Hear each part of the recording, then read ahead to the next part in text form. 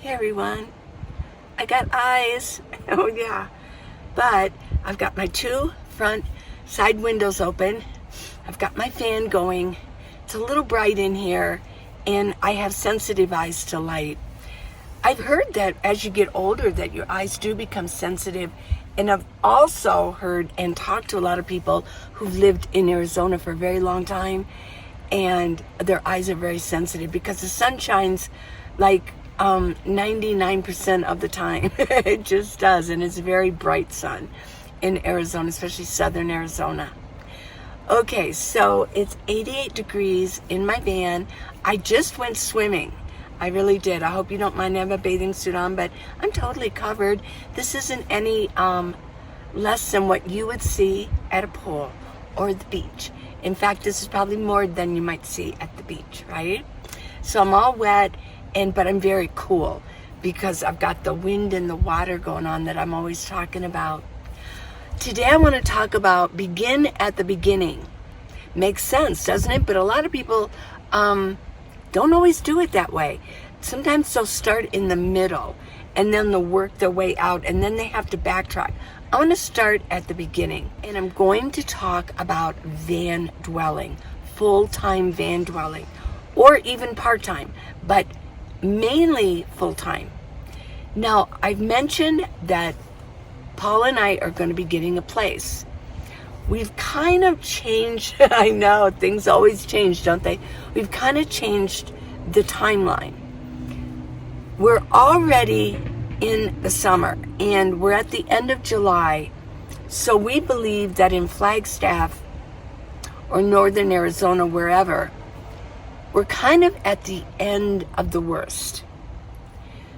So, because Flagstaff is a little bit over 7,000 feet, it's not going to last too much longer. I mean, unless it's some freak summer, but basically by October, it can snow up here. So I know by middle of August, it's going to really cool down, or it's going to cool down enough to be comfortable. So we've changed our timeline on that. We're almost at the end. We've kind of got things figured out. I have been very proactive on I need to be cool. And I need to be cool in such a way that doesn't always include hopping in my minivan and driving someplace else for miles and miles. I really want to keep my driving down. And to tell you the truth, I'm kind of tired of driving so much. After 6 years of living in my minivan, I'm a little worn down on driving. I just am. It's hard to explain. I know I'm a nomad, but I'm a van dweller, and this is just my life. It doesn't mean that I always have to drive. You always have to drive to be a nomad or a van dweller. I just like to live a normal life like anybody else living in a house. But back to our schedule. We've been talking about once we leave Flagstaff, we can go south. I don't mind living in my minivan in the winter. I don't mind being cold. I would rather be cold than hot. And I don't mind snuggling up at night, even when it gets down to like, 40 degrees. Snuggling under 3 nice thick blankets. I don't mind that at all. So we may wait until next summer. I don't know if I can do another summer, but we may wait till next summer. So just giving you guys a heads up. I've been talking about this. So with that said, yes, if you're new to this channel, I have lived in my minivan for 6 years. And I'm getting to the point where I really do want a sink. And I want a regular bathroom. And I want a table and chairs where I can do crafts, art, do some cooking in a kitchen. But I'm willing to wait just a little bit. But in that, thinking about that and yearning for those things, it's actually taking my mind back to the beginning. And it's making me realize why I wanted to do this in the first place. I wanted to do this because I did. I didn't have to go into my van, and Paul didn't have to go into his either. We both wanted this lifestyle. He's been in his minivan for 2 years. Well, really, almost 2.5. It's going on now 3 years Oh yeah, it actually is. So he's almost 3, I'm 6, and he's not ready to leave yet, I don't believe. Although, I do in some respects think it would be healthier, but we'll talk about that later. Let me take a sip of my coffee here. I'm a little bit at the end of it. This is my coffee from this morning. It's about 11:30 right now in the afternoon. I've already worked out. Just give you a heads up. I worked out good. Worked out my lower body. Did some treadmill and got on the hydro massage and did my stretching really good. Did a lot of stretching. So then I made breakfast for Paul and I. We've been doing our own cooking. I cooked him breakfast, and then I went swimming just briefly. I just needed to get cold, and then I wanted to come in here and talk to you guys about this begin at the beginning. In my book, How to Live in a Minivan, Minivan Leeway, which is on Amazon, it's a full book from the beginning to the end, and I talk about this. There are things, let's begin at the beginning. That means we need to plan. You need to plan things out. But even so, I don't know if I talked about this in the book. I want you to get a paper and pencil, and even maybe pause this and go get a paper and pencil and write down some things if this is something that you're thinking about. And I'm going to tell you something else. I'm seeing all new people, more and more people in Flagstaff that you just know they're new. They're living in a car, not just a van. They're living in a car, and they don't have window coverings, and they're sitting in their van all day, or when I see them, they're sitting there, and their car is just inundated with stuff, unorganized stuff. And I have to assume that they were forced out. At some point they were forced out of their dwelling, and they threw what they could inside their van, inside the car, the vehicle. I do see some in minivans, and some of them I see like in Rangers or something like that. Actually, I find it very sad. And the only thing, and I have to assume also that how they're sleeping is they're putting the seat all the way back, and they're just sleeping in the front seat. So they're literally sitting all day in the front seat, and then they're leaning and sleeping in the front seat too. Well, this could be any of us, couldn't it? I mean, think about it. More and more people, and so many females. But there's guys parked here too, all around Flagstaff, all around there, in Arizona in general. And they're living in these small spaces, and they're doing it because they were forced to do it. A lot of people are losing their apartments. So let's begin at the beginning. I want you to write down, why would you ever become a nomad? Why would this ever happen? Do you want to be a nomad? Do you believe that in some respects that you may be evicted? I read a statistics that it was a really high percentage of people that felt they could be evicted in the next 6 months out of their home. And rents are going up. What happens is once they evict somebody out of a home, then once they get them out, they'll clean it up and raise the rent, right? So it's harder and harder once you get evicted from a place to find another one, because, a lot of people are buying homes or apartments, condos, so that they can rent them out. And they want this to be their income. These are new owners. I've even seen workshops about this, and they show like women, and mostly women, women learn how to be a landlord and earn your income through real estate. But what I'm sensing is that they're just, some of it's unreasonable. They want a quick profit. They just want a quick profit.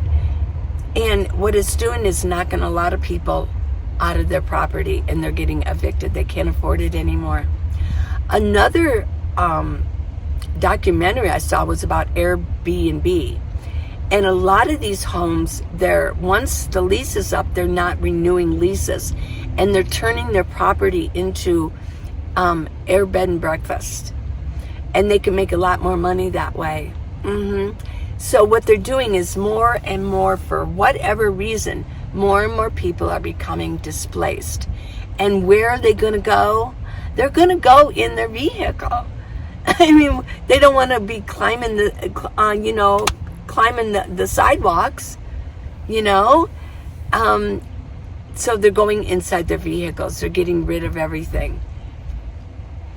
So I want you to write down what reasons would you ever, in all seriousness, what reason would you ever become a nomad or a vehicle dweller? Be a traveler, nomad, whatever you want to call yourself. What would be those reasons? And I want you to be honest. Is it because you would want to? Or you might just write down, I would never do that. I am so set in my income. I am definitely set. And I don't have to worry about that. Well, if you've got a really good retirement, kudos to you. Or you might even have a pension, which a lot of people really don't.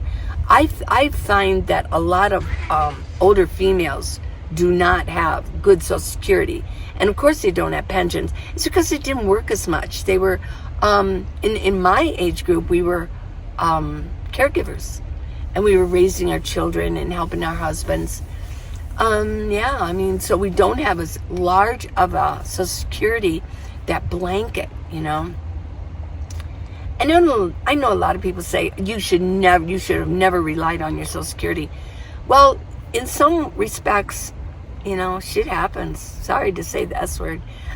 Yesterday in my video, I said this is a piece of, and I actually cut out the word SHIT. I cut that out, but it went through anyways. I'll have to talk to my video editing software people. Yeah, they put it through anyways. So I don't like to curse on my videos, but sometimes sometimes shit happens, and it doesn't always work out that way. Where your savings got just stripped. What about COVID? A lot of people's savings got stripped. They got laid off, and they had to live off of their savings. Yeah. So, and for nomads, one major repair or having to buy a new van can deplete your savings. So you really have to be vigilant. So let's talk about that. What would be your reasons? Now, here's one thing that could be a reason, and I'm going to remind you of this. It might be because you want to save money. You can't afford an apartment right now, or you could, but you don't have the deposit, or you don't have things like that. So maybe you want to spend the next maybe 3 or 4 or 5 years living in your vehicle and saving money, not spending your money on rent.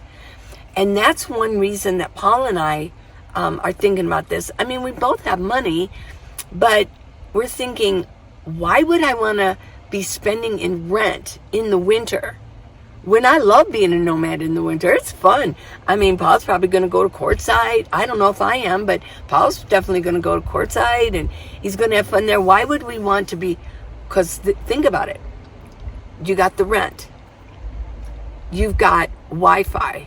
You've got water. You've got garbage. You've got gas. You've got electric.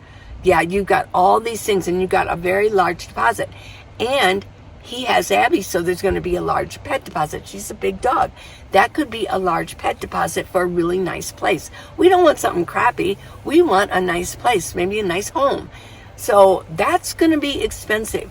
Let's wait until we absolutely need to do it. So if that's you, write it down. If you want to actually save money, I think I'm going to go live in my vehicle. Maybe I already have a van. I have a minivan. And I'm going to trick it out, and I'm going to put my stuff in storage or put it with my kids or whatever you want to do with it. And I'm going to go off and have some fun for about 5 years.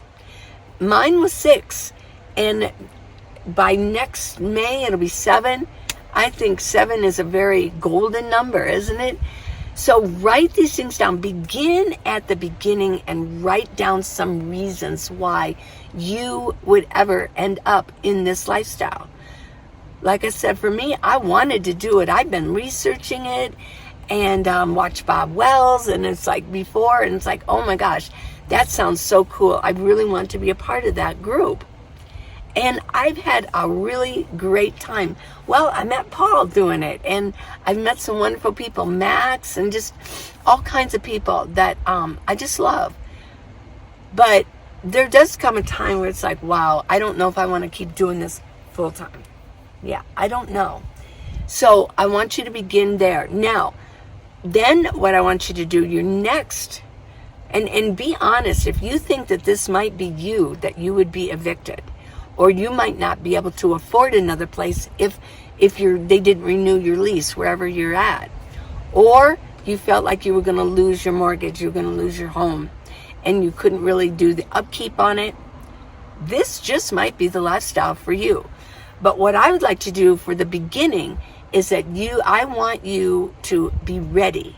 I want you to be ready. The best thing to do is get the book. And maybe I am trying to sell you my book, but it really is, I'm not kidding, it really is a good book, and it will do step by step on getting there. But if you don't want to do that, I want you to write this down. What do I absolutely need to live comfortably? And I want you to think about this. What do you think you need? And I want you to write down, I want you to go through your home, and I want you to write down all the things that you want to travel with, not keep. You could always put some of that stuff in storage, but what would you travel with? And start a list on that. Let's start at the beginning. After you get that list, oh my gosh, then you're going to actually see, where am I going to fit all this stuff? What am I going to do? What kind of car do I have? I want you to think about these things because, and I'm not kidding, I'm not trying to scare you,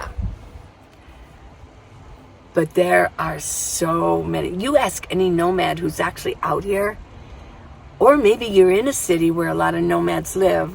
It's usually more of us are out west, but there's so many always new people living in their cars, and they look like deer in headlights. They don't look happy. They're just recently, it was just 2 days ago, it really, and I see a lot of it, but I remember this lady yesterday, 2 days ago, and then yesterday I saw another one right beside me out here in the parking lot. Yeah, they just have regular cars. But the one 2 days ago, I was at Walmart, and when I parked, I looked over. Yeah, there was just in the passenger seat of the car, it was piled. Nothing was in a bag. It was just piled up. She looked like she was probably about 74. A little overweight. Just didn't look she didn't look fit or anything like that. And then the back seat, she had no window coverings, and the back seat was just piled up too. Probably her trunk was the same. It looked as if she had to leave quickly and threw everything in her car. It hasn't been organized up. It hasn't been bagged. It hasn't been categorized. It's just piled up. I don't want to see any of you get to that point where you have to throw things in because you didn't plan. Do you think she planned to live in her car? I'm going to guess she didn't. But it happened. And it could happen to you. Something could happen. What would be another reason that you could lose all your money if you think you have so much money and you could lose it? Well, it might be, they keep talking about digital currency. That could wipe us all out. We don't know what's going to happen with that. It could wipe us all out. It might be good to have a vehicle. Yeah. I don't think anybody can honestly, I know you plan for it, and chances are you're going to do fine. But that's what a lot of people always think, right? So I think it's a good idea to begin at the beginning and say, hey, how secure am I right here? what would be any reason why I would be moving in to a minivan? Now some of you say, well, get yourself a trailer. Get a trailer and get a nice truck and pull a trailer. Or you might be, you say, get a Class C or something. Guess what? Out here in Flagstaff, yeah, there's only one place I know, unless you're going to go out boondocking, which that isn't always feasible. I'll tell you, the boondocking out here with all this heat, it's dusty, it's dirty, there's no internet, it's roaring hot because you really can't find a lot of shade. In the city, you can find solar panels and shaded areas. That isn't always the case out boondocking all the time in the summer. Well, in the parking lots, what I've been seeing is, you got parking spaces. Yeah, parking spaces. Well, you see somebody with the truck, with a trailer pull in, and they pull in this way. So they're taking up like 8 or 9 spaces. They're really looked down on. They really, and nobody will say anything to them, but we have to, thanks a lot. We all are driving smaller vehicles because we want to be stealthy. And we don't want to be, just taking up more than our share. And a lot of them, they'll pull in and they take up all their share. So if you're going to do something like that, just know that other people just shake their head at you, shaking my SMH, shaking we all do it. We just shake our head like, entitled people, I guess, they think they can do that. And it's very common in these parking places. So if you want to do that, I would suggest that, if you want to get a trailer, you want to have more space, you're going to have to pay more because you might have to go to an RV park to park. Or you're going to always have to do BLM, which is cool. A lot of nomads do that. I mean, for me, no. It's too much gas, got to keep going in. And I need internet service, all that jazz. And I do have Starlink. I mentioned that I do have Starlink, but it's so expensive right now. I'm happy to be in here. Plus, I do have better shade to stay warm. So this is my little chit chat. Food for thought. You may have to end up doing this. You may want to end up doing this. What would be the reasons? Would you want to do it? Or is there any possibility you would have to do it? And I'm going to talk more about this in the coming next coming videos. I'm going to talk about this because you want to start clear. You want to start fresh and you want to be able to plan. If you don't plan, you're going to be like that lady I saw 2 days ago, throwing things in. And the lady next to me, yesterday, she was very elderly. She was in her van. I said she looked a little bit more organized. She had good tinting, so I couldn't really see in her car. But I did see, she had a regular car and she had her trunk up. She was working in her trunk. And I kind of had walked by because I was going to go in. And I kind of looked. Yeah, she's definitely a nomad. She went back in her front seat and she had a can of food and she was eating her can of food. She looked lonely. She did. She looked lonely. Yeah. I didn't want to disturb her or make her feel bad, but believe me, there's a lot of people that didn't think they were going to end up in their vehicles. And they are. And they did. So, well, food for thought. I love you guys. Please subscribe and give me a thumbs up. And of course, I got the book. I've been talking about that. I think it's a really good book. Even if you have an inkling, it's not that you can get the ebook for $10. The price of my book did go up just a little bit because Amazon upped all their printing and shipping, and everything's going up. So in order to make any kind of a profit off of it, I did for the printing, for the paperback, I did put my my price up, but it's not that expensive. So I think it's worth it. I think it is the better nomad book out there because it's all about planning and list and thinking. Well, I'm asking you what to think about and all that jazz. Okay, we'll go to minivanlee.com for neck gaiters. And don't have arm gaiters, but I got the neck gaiters. I got the exercise videos. Also, I've got the gifts. And you don't have to give me a gift. But if you did want to, hey, I've got different amounts. And Just helps support me and my gas, things like that. I love you guys. Mwah. Until tomorrow, think about these things and write them down. Love you.